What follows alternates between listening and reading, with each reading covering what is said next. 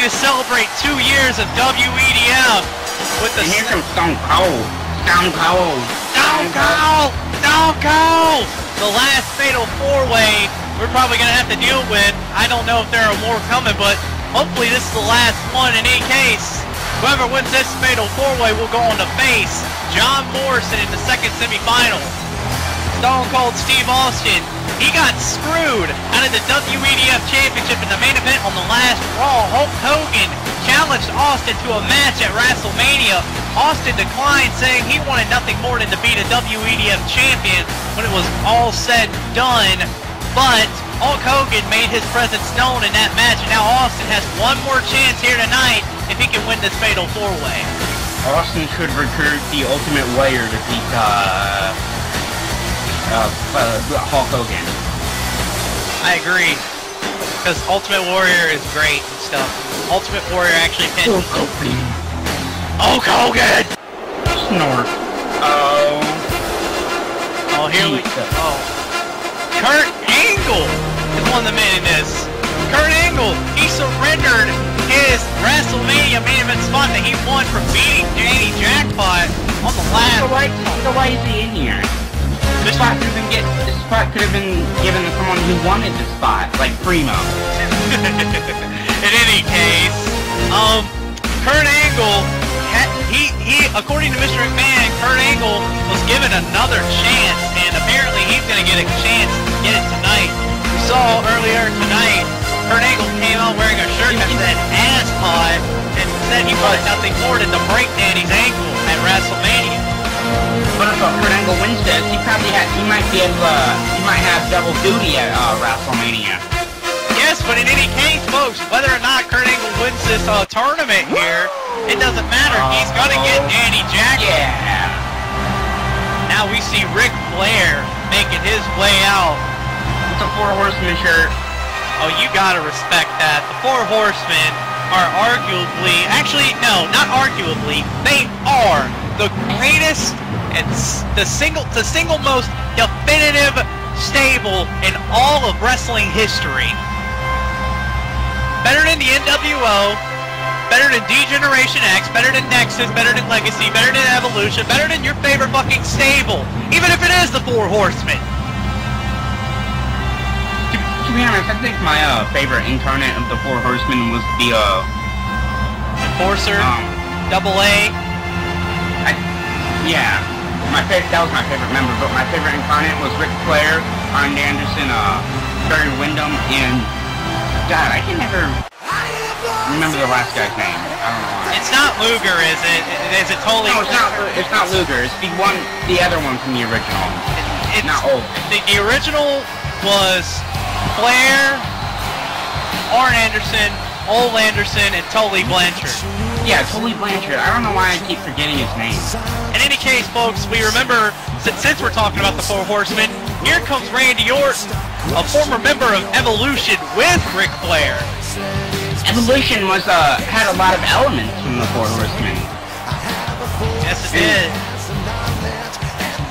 Evolution, like the party, Evolution had the wrestling, Evolution had success in the ring, with the girls, and the clubs, everywhere. And they also had a theme. Ric Flair was the past, and Triple H was the present, and Orton and Batista were the future. They currently are the present. Orton is the present. Batista is ancient history. Thanks to none other than Bobby Lashley in that Fatal 4-Way. Remember, in that 4-Way, Lashley himself got a WEDF United States Championship match. But anyway, here we go, folks! Fatal 4-Way getting underway. Who's your favorite in this match, Josh? In any case, these are all four great men. Even if Ric Flair's old, he's still great. Like, you know, you could do Ric Flair versus his own freaking jacket as the main event, and everybody would watch it because Flair's fucking crazy and everyone loves him for it.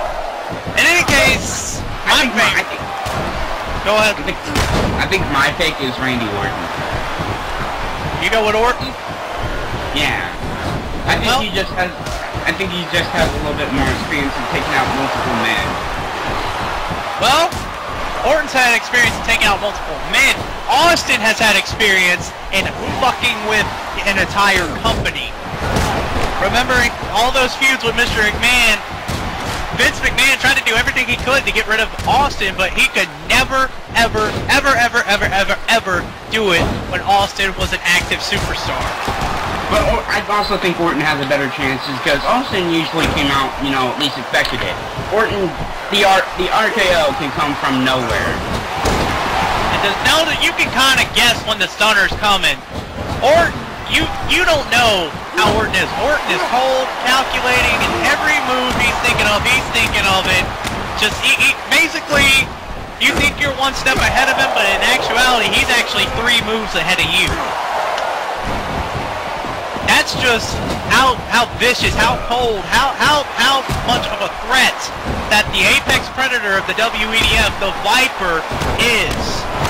But I think Austin, in my opinion, Austin just has a little bit more experience in kicking some ass that he might be able to get the job done here tonight. But if I do recall correctly, if I remember, Austin, Angle, and I think Orton are all former WEDF champions. Yes, they are.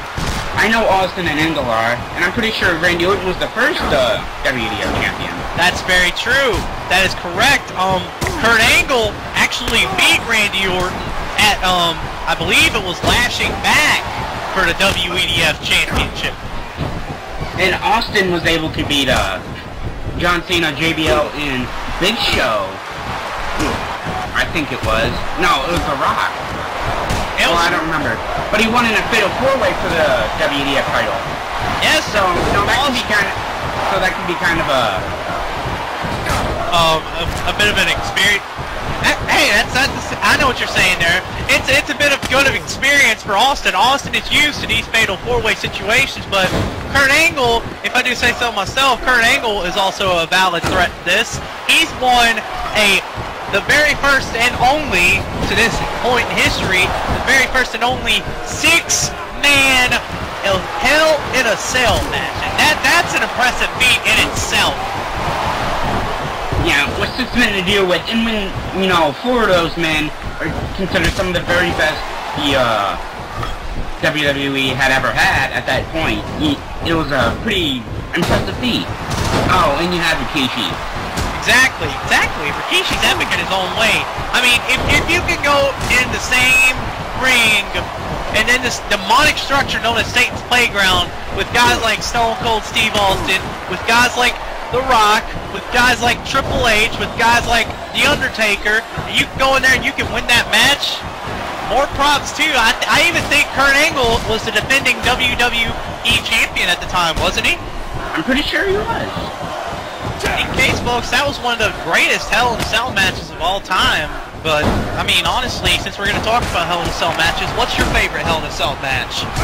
I think my favorite, to be honest, would probably be, the more I think about it, mine would probably be the very first one, Taker vs. Michaels. And I do like the, Taker vs. Mankind match, which I find to be pretty deserving of 5 stars, even though it doesn't have any. Hey, Taker and Mankind will always be the definitive match of Hell in a Cell, but the very best one, I gotta agree with you, it was Michaels and Taker, because in that time, that was just a match that nobody knew about.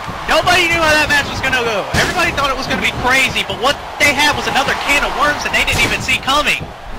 To be honest, I think the very definitive of any match involving a cage is Taker versus Mankind. That could be true. It just proves how dangerous any steel structure inside a cage is. Yeah, and it also proves how fucking insane Mick Foley really is, you know? Yeah. So, back to the match. Where it seems the crowd is actually split between cheering and booing Randy Orton now. Yeah, I know, they want to say, let's go Orton, Randy sucks, but in any case, they're going to cheer, they're going to boo for Randy. Randy doesn't care, we all know this. Randy attacks anyone and everyone for any reason. It doesn't matter who you are. If you have something Orton wants, he will do anything it takes to get it from you. And to be honest, that kind of reminds me a little bit of Stone Cold. If you have what he wants, he's gonna attack you. Like Orton even tried, I mean, Austin even tried to make an alliance with Orton. That's another thing you gotta think about in this match. Austin and Orton, you look at even though I wasn't watching back then, at least I don't think I was.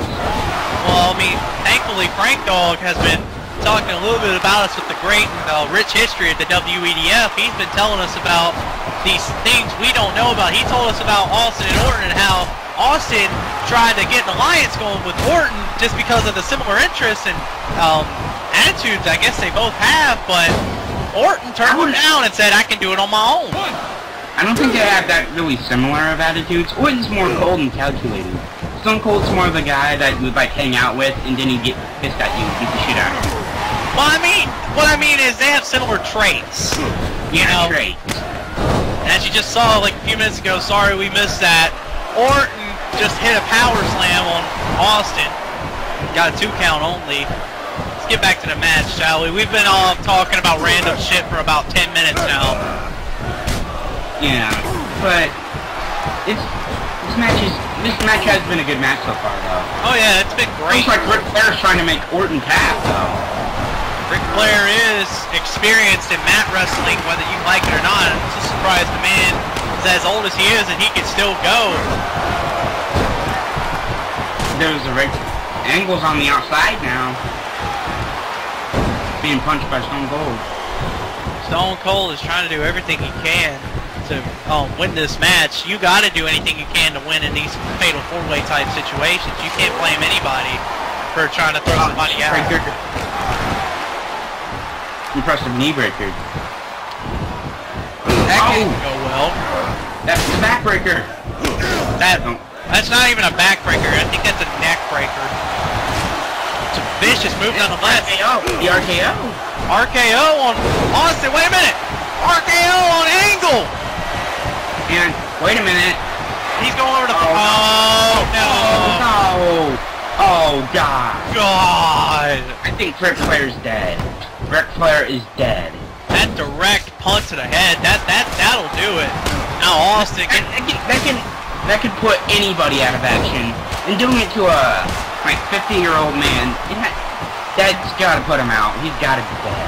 Now Austin is opening a can of whoop ass on everybody. He just busted open Kurt Angle with that loop ass press. He's just going to town on everybody. He's punching everybody. Austin is a loose cannon right now. Can anyone honestly stop the rattlesnake at this moment? Wait a minute. Oh man.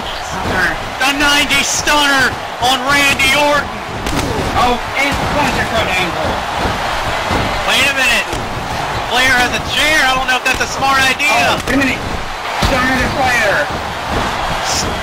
Austin hits all 3 men with the stunner. 1, 2, 3. It's over. Austin wins. Steve Austin. My God, folks. He just made a big impression.